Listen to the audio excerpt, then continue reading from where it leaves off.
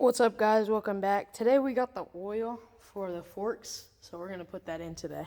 This is the oil we got. We're gonna put new oil in both of the forks.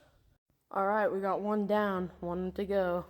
Oh, guys, I forgot to tell y'all. I tested the seal, and turns out it wasn't leaking any oil, so mission successful. We got one fork back on the bike. Now let's put the other one on. The second fork is on. Now I just need to put the tire on. All right, we got the front wheel on. Stay tuned for the new sprocket change. Follow for more.